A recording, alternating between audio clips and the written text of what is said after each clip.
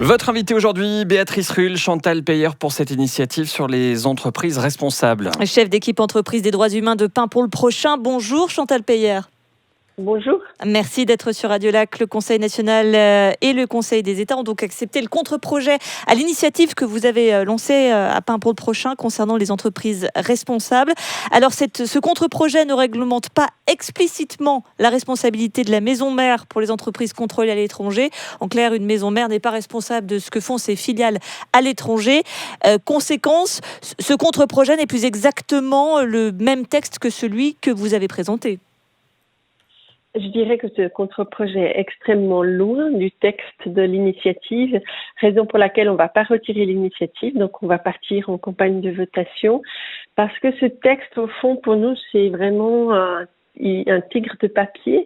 Tout ce qu'il demande aux entreprises, c'est de faire un rapport annuel sur leur politique de droits humains s'ils en ont une. Donc une entreprise qui n'a aucune politique de droits humains vis-à-vis de ses filiales n'est pas obligée d'en adopter une et elle peut dire à peu près tout ce qu'elle veut dans ce rapport. Il y a un exemple très concret sur lequel j'ai beaucoup travaillé qui est l'entreprise suisse Glencore de matières premières. Ils ont publié début juin pour leur assemblée générale un rapport de durabilité où ils expliquent qu'ils ont eu 0 accident de droits humains significatif ou grave en 2019, alors qu'au Congo où on travaille, il y a eu une mine qui s'est effondrée, qui a tué plus de 30 creuseurs artisanaux.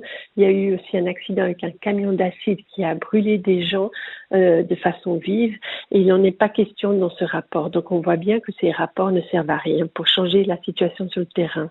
La conseillère fédérale Karine Keller-Sutter estime pourtant que ce contre-projet correspond aux normes internationales. Absolument pas, parce qu'au fond, dans l'Union européenne, vous avez certes cette obligation de rendre rapport non financier, mais elle existe depuis 5 ans. Donc la Suisse a vraiment de nouveau un train de retard. Excusez-moi.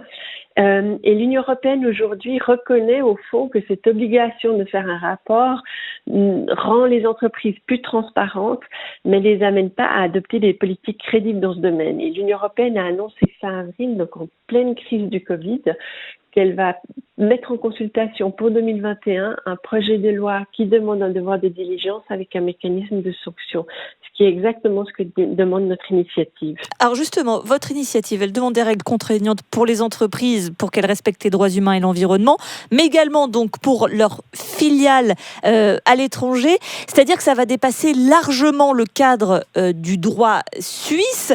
Pourquoi ne pas se tourner vers le droit international dans ces cas-là, vers même peut-être des organismes internationaux pour être certain que ce texte puisse être appliqué? Aujourd'hui, il y a déjà des standards internationaux qui ont été adoptés aux Nations Unies en 2011. Et puis, il s'agit pour les pays membres des Nations Unies de les mettre en œuvre. Donc, c'est vraiment aujourd'hui important qu'on travaille au niveau national. D'autres pays l'ont fait, comme par exemple la France.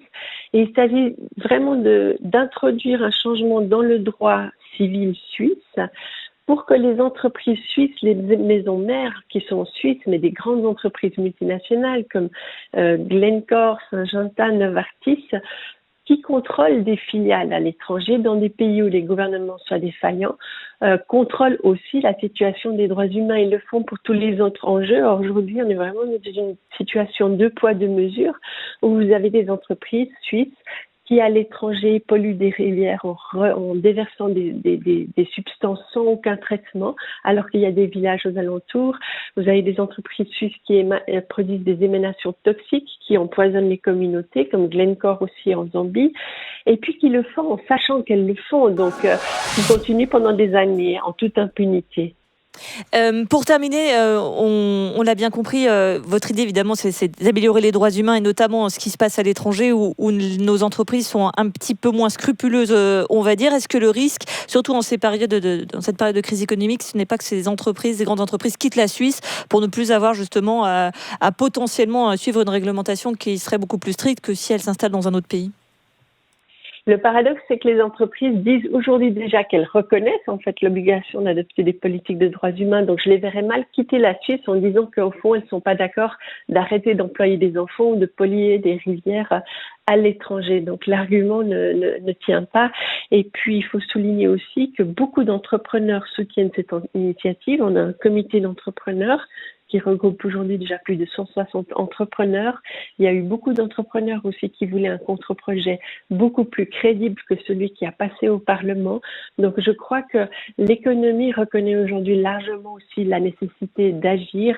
C'est simplement les grands lobbies économiques qui se sont opposés à une réglementation qui fasse sens dans ce domaine. Merci beaucoup Chantal Payard. Je rappelle que vous êtes chef d'équipe entreprise des droits humains de Pain pour le prochain. Et on l'aura compris que vous ne partirez pas en vacances avec les dirigeants de Glencore. Excellente journée à vous. Une bonne journée, au revoir.